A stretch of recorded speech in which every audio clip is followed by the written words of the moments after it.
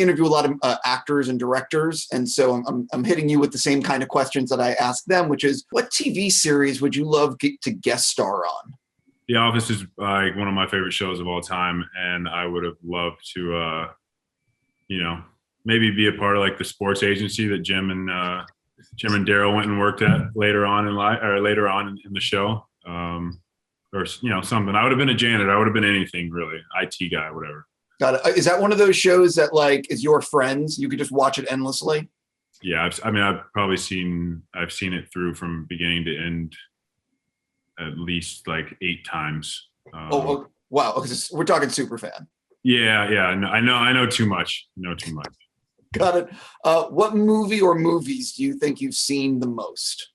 Superbad, Old School, Wedding Crashers, I Love You Man, Forgetting Sarah Marshall, Dumb and Dumber. Okay, I think I figured out your humor.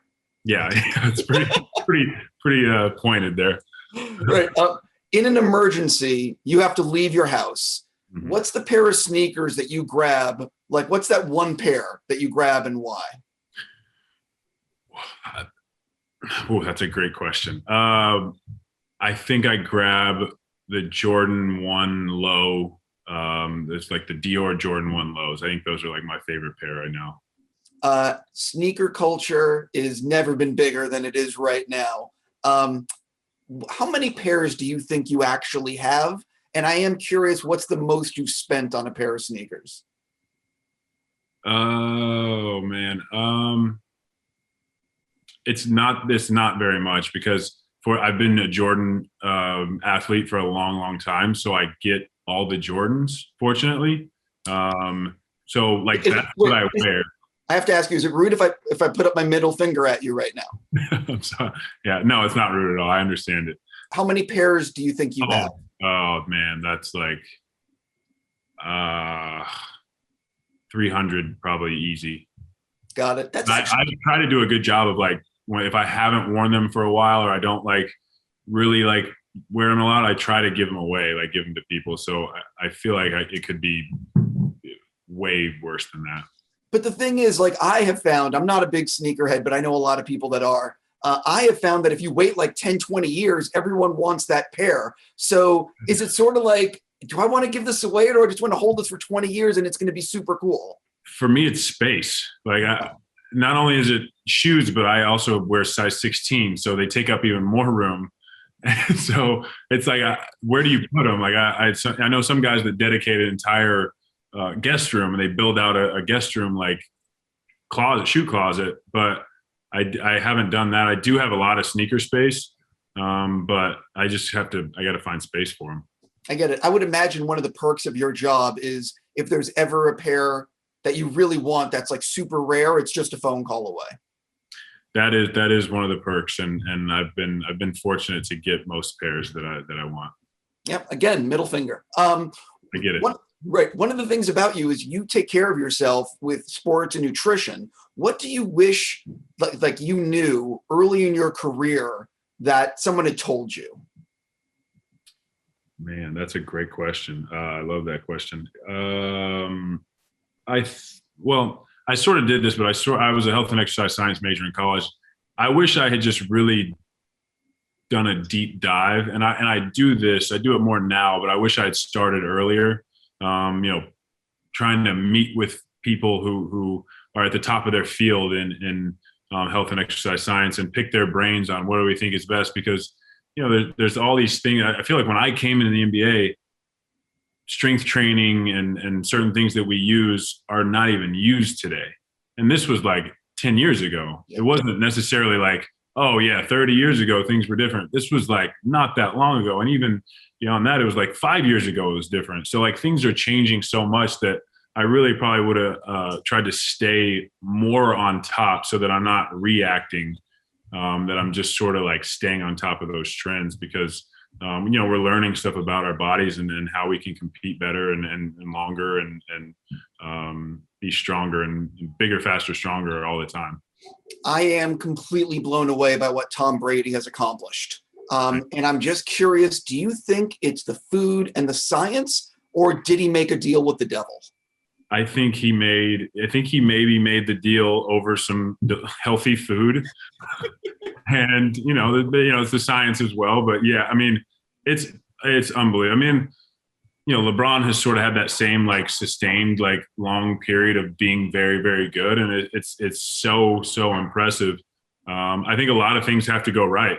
I mean, um, but those guys like put in the time. I mean, Tom Brady puts in the time and the work and the money to get to this point, and you see why. He's also very talented, obviously, and driven. Yeah, no, I mean he's operating on a completely different level. And Right. my last thing before getting into the show, I know that you must be competitive with video games, and I'm sure you're looking at what your stats are and whatever game it may be. Have you ever asked your agent or manager to make a phone call and be like, "Look, Blake needs to have that number adjusted. That is not acceptable."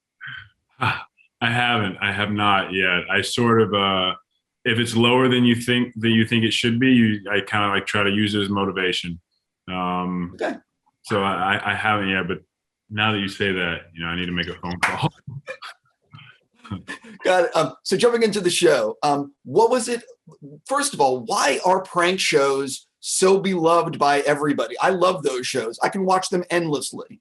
I don't know. I don't have a great answer for that. Like Impractical Jokers is one of my favorite shows because I can just turn it on and watch it for hours on end. And prank shows the same thing. I don't know. I love them.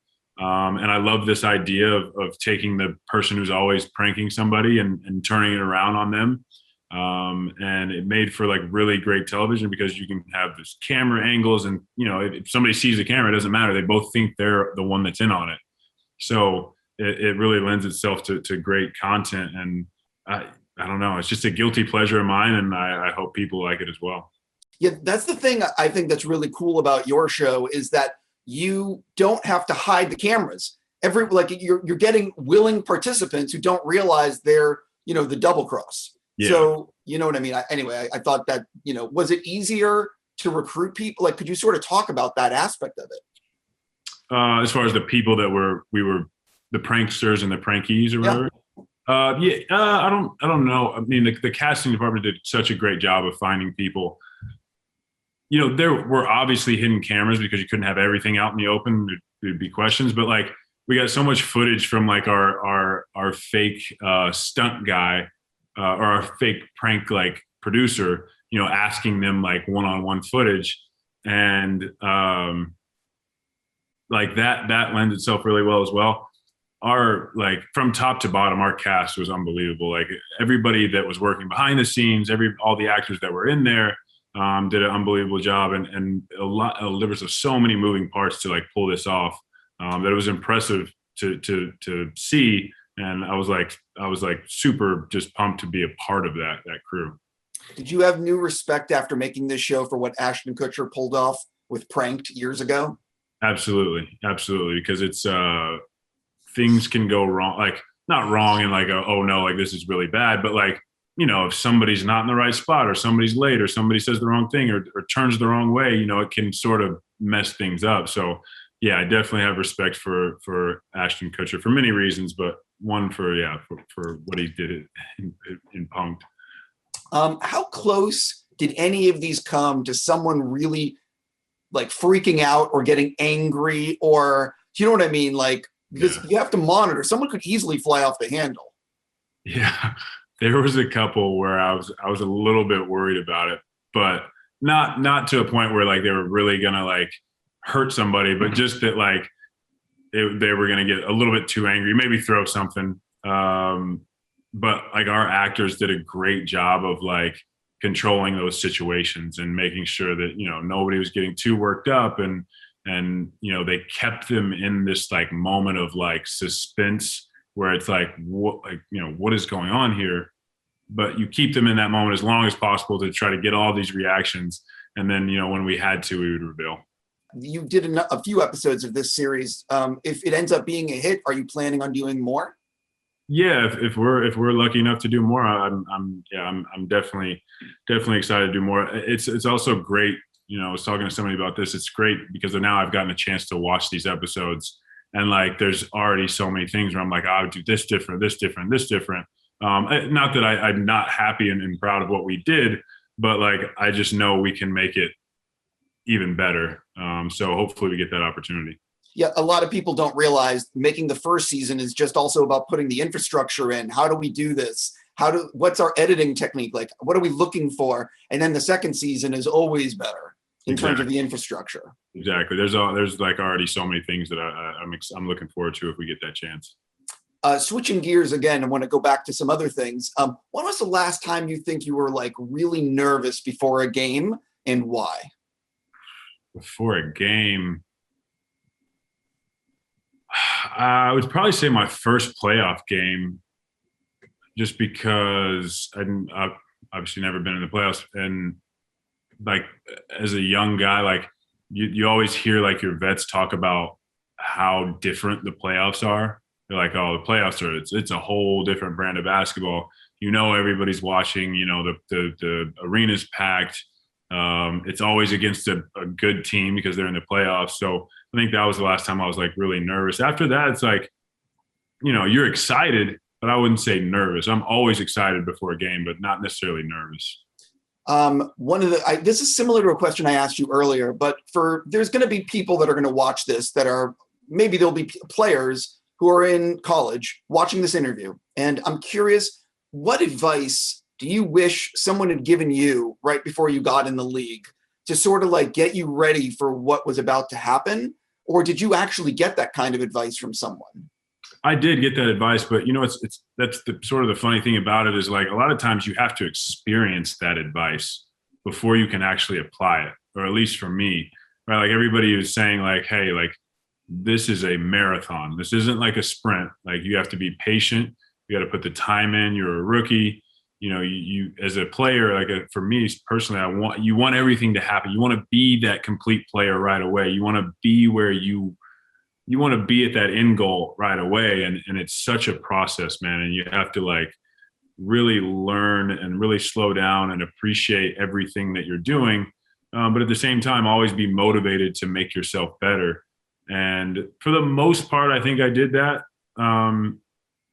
But like, there was always that thing in the back of my mind, like, oh, I just wish I could do this. And sort of being patient in that would have been, I guess, more fulfilling or more enjoyable. Not to say I haven't had fun. I've had a blast in my career, but there's like that anxiety and like that anxiousness and that wanting more and more instead of just enjoying where you're at, still working hard and moving forward. One of the things I would imagine is that every player has like a nagging injury that just, you know, you get dinged up, I would imagine, being a professional athlete all the time. How often are the players that you're playing with, or the league, for example, like, is everyone playing with some sort of nagging injury every night? Or am I just mistaking this?